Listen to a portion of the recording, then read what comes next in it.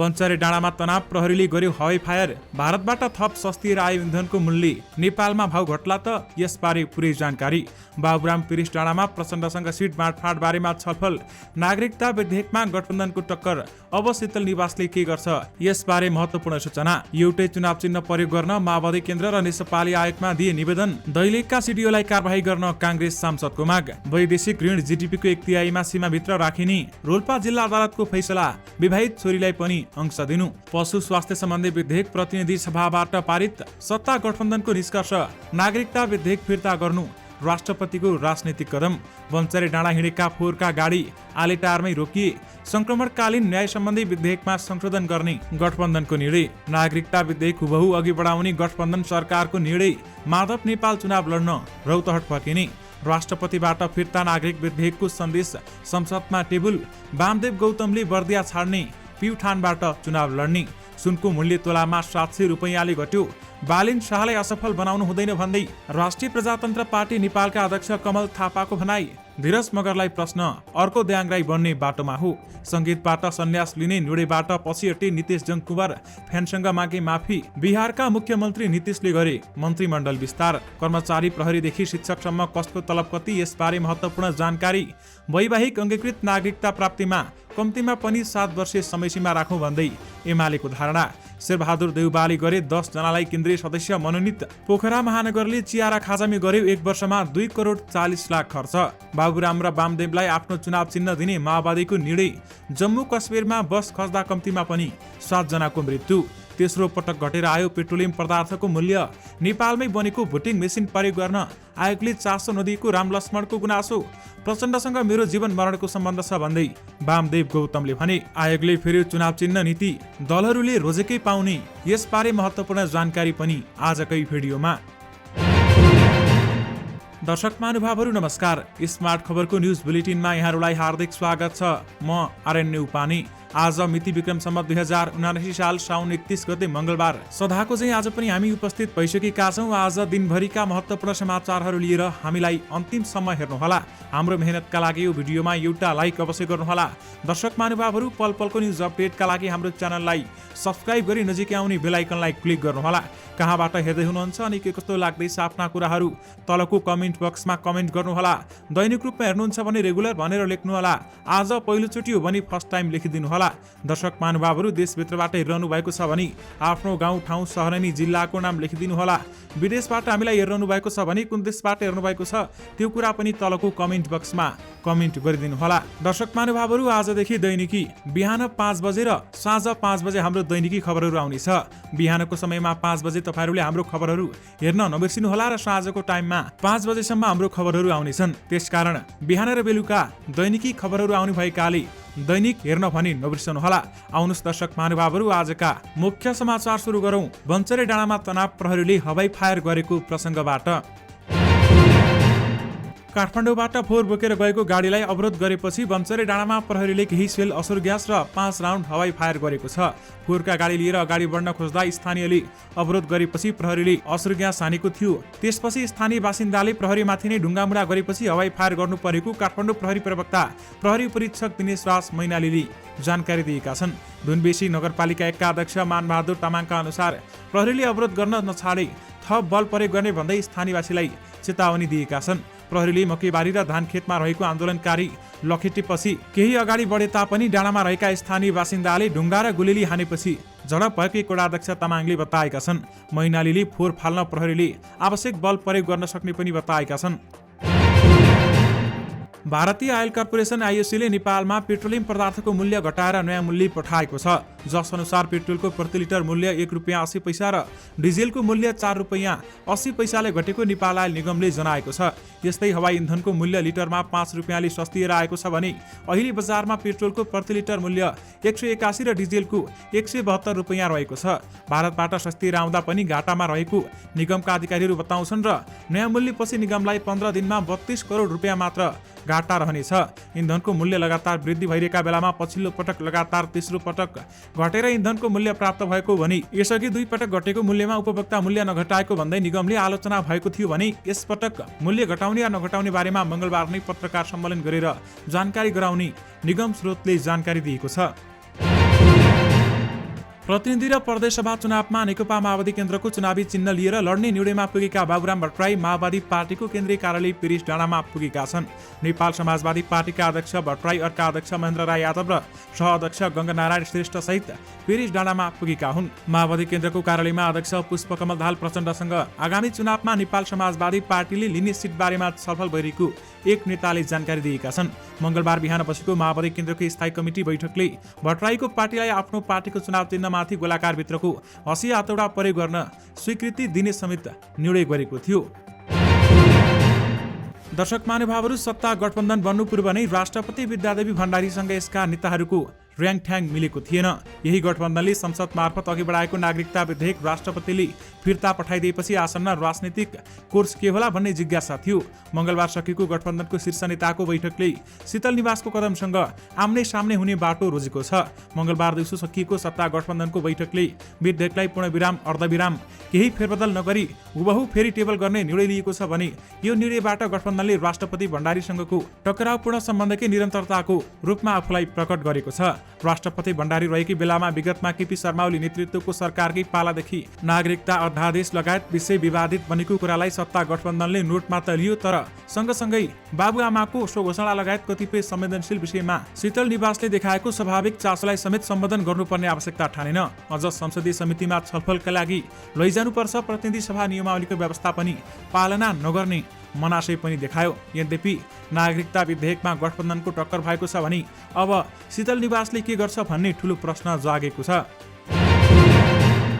आगामी मङ्सिरमा हुने संघ प्रदेशको चुनावमा एउटै चुनाव चिन्ह प्रयोग गर्न नेकपा माओवादी केन्द्र र नेपाल समाजवादी पार्टीले निर्वाचन आयोगमा निवेदन दिएका छन्। उक्त निवेदनसँगै बाबुराम भट्टराई नेतृत्वको नेपाल समाजवादी पार्टीले माओवादी केन्द्रको चुनाव चिन्ह 80 हथौडामा प्रयोग गर्ने बाटो खुलेको छ भने माओवादी केन्द्रीय कार्यालयहरूबाट शिव खकुरेल र नेपाल समाजवादीका कार्यालयका मुख्य सचिव खगेन्द्र देवकोटाले मंगलबार दिउँसो निर्वाचन आयोगमा गएर एउटै चुनाव चिन्ह प्रयोग गर्ने सम्बन्धी निवेदन दिएका हुन्। अब नेपाल समाजवादी पार्टीका उम्मेद्वारले माओवादीको चुनाव चिन्ह लिएर चुनाव लड्न जानेछन् भन्दै बताइएको छ।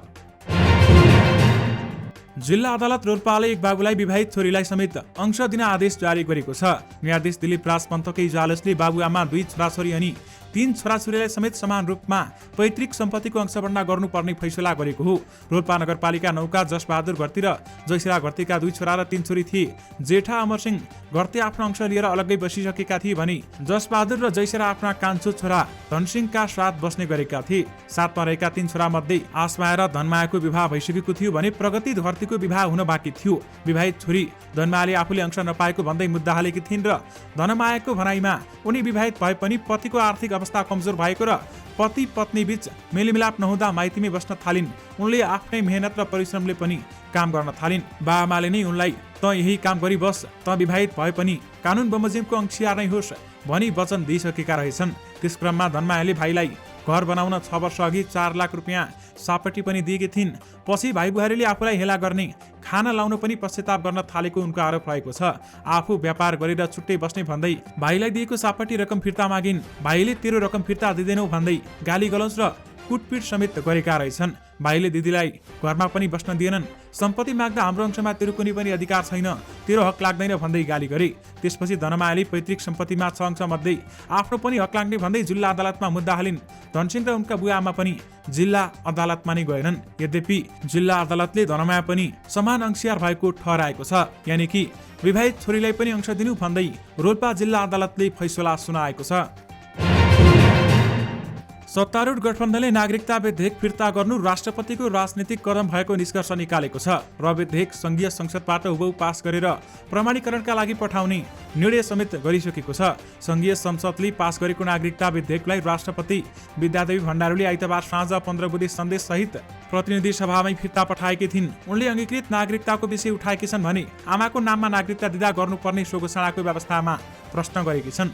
राष्ट्रपतिको सन्देश मंगलबार संसदमा पेश भएको छ। मंगलबार नै प्रधानमन्त्री निवास बालाटारमा बसेको सत्तारूढ 5 दलको बैठकले नागरिकता विधेयक हुबहु पास गर्ने र प्रमाणीकरणका लागि राष्ट्रपति कहाँ पठाउने निर्णय समेत गरिसकेको छ। यानि कि नागरिकता विधेयक फिर्ता गर्नु राष्ट्रपतिको राजनीतिक कदम हो भन्दै सत्ता गठबन्धनले निष्कर्ष निकालेको छ। काठमाडौँ उपत्यकाबाट फोहोर बोकेर गएका गाडी नुवाकोटको आलेटार र सिस्टोलमै अड्किएका छन्। बन्चरे डाँडा वरपरका बासिन्दाले अवरोध कायमै राखेकाले फोहोरका गाडी अगाडि बढ्न नसकेको एक स्थानीयले जानकारी दिएका छन्। काठमाडौँबाट आएका सबै गाडी नुवाकोटको आलेटार र सिस्डोलमै अड्किएका छन्।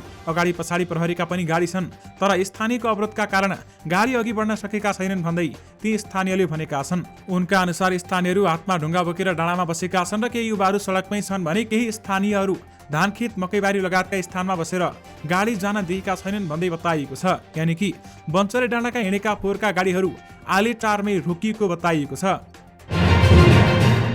सत्तारूढ गठबन्धनले संक्रमणकालीन न्याय सम्बन्धी विधेयकमा संशोधन गर्ने सहमति जुटाएको छ। सरकारले हालै मात्र संसदमा यो विधेयक दर्ता गरेको थियो भने तर राष्ट्रिय मानवाधिकार आयोगले विधेयकको विषयवस्तुमा गम्भीर आपत्ति जनाएको छ भने द्वन्द्व पीडितहरू पनि आन्दोलनमा रहेका छन्।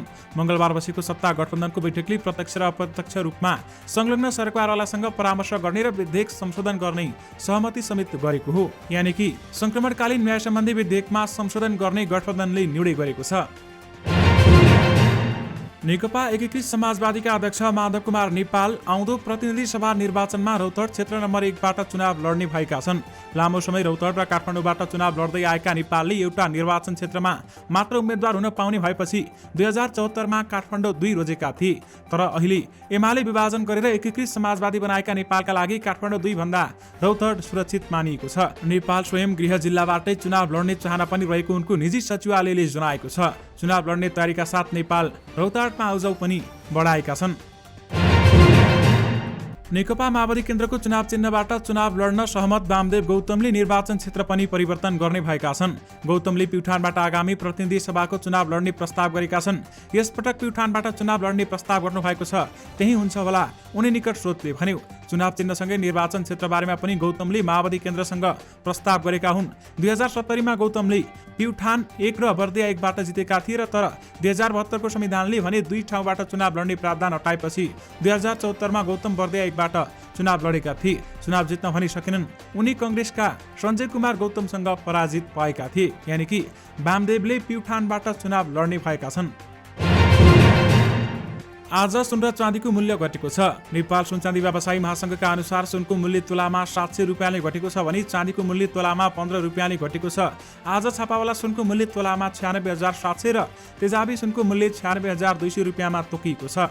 सोमबार छापावाला सुनको प्रति तोला मूल्य 97,400 र तेजाबी सुनको मूल्य 96,900 रुपियाँ तोकिएको थियो।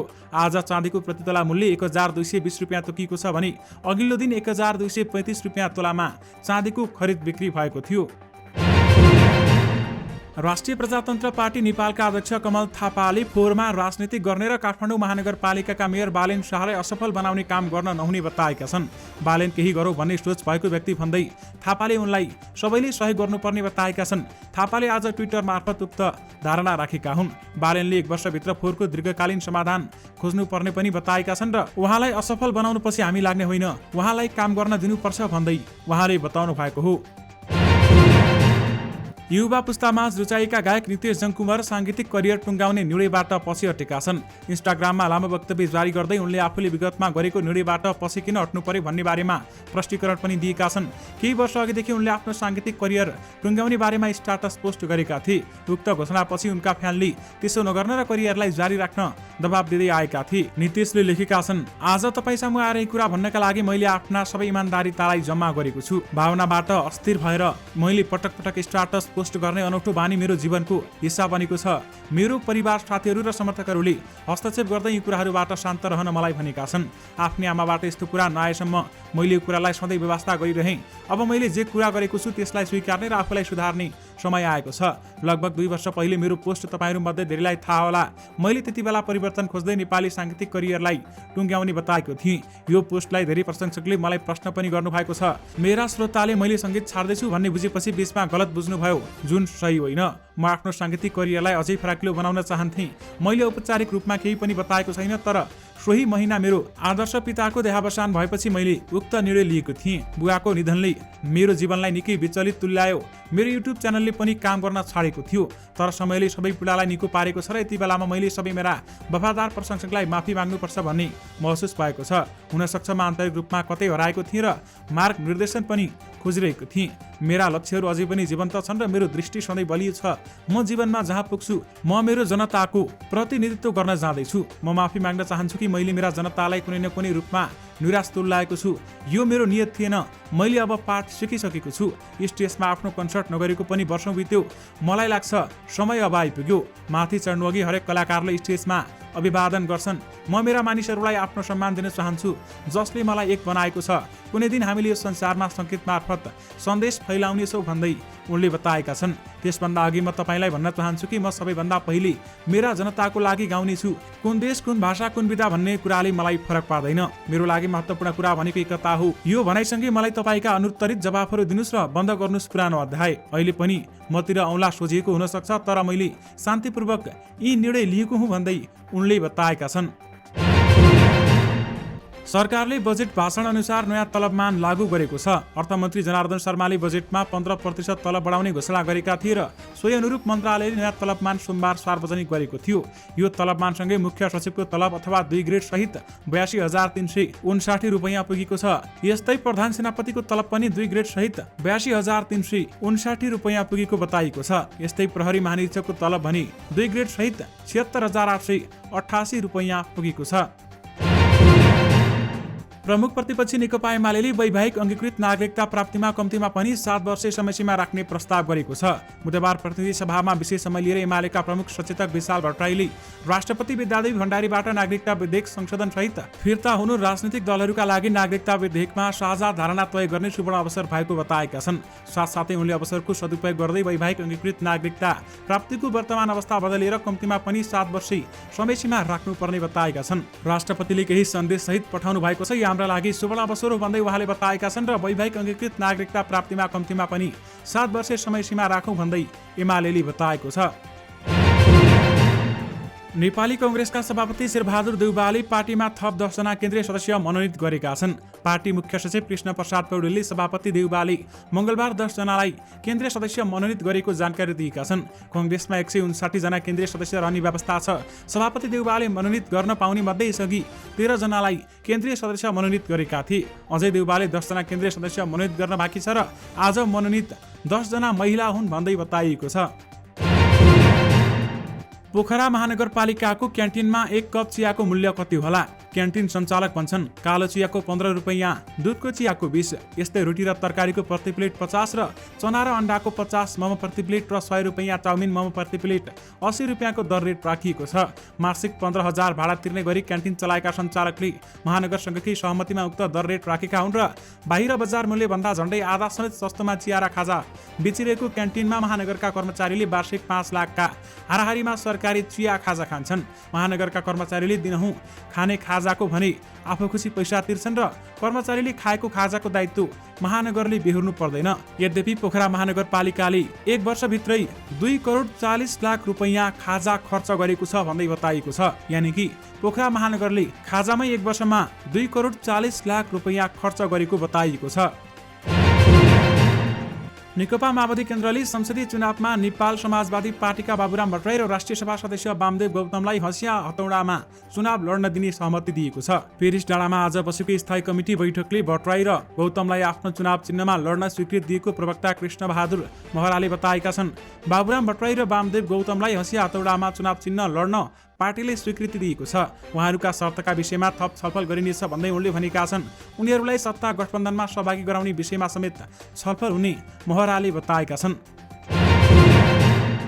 भारतको जम्मू कश्मीरमा इन्डो तिब्बतियन बोर्डर पुलिस र जम्मू कश्मीर प्रहरीका जवान सवार बस दुर्घटना हुँदा 7 जनाको मृत्यु भएको बताइएको छ।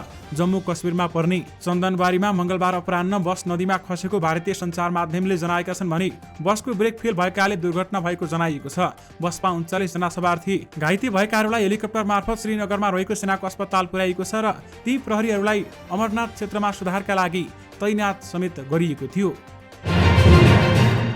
रामलक्ष्मण इनोभेन्सले नेपालमै उत्पादन गरेको निर्वाचनको लागि विद्युतीय मतदान यन्त्र ई भोटिङ मेसिन सार्वजनिक गरेको छ। मङ्गलबार राजधानीमा आयोजित कार्यक्रमका बीच सार्वजनिक गरिएको यन्त्र रामलक्ष्मण दाजुभाइको 5औं संस्करण हो भनी करिब 1 दशकअघि नेपालमै उत्पादन भएको ई भोटिङ मेसिनले हालसम्म 100 पटक भन्दा बढी राजनीतिक दल, विभिन्न सङ्घ संस्था लगायतका निर्वाचन सफलतापूर्वक सम्पन्न गरिसकेको रामप्रसाद रिमालले बताएका छन्।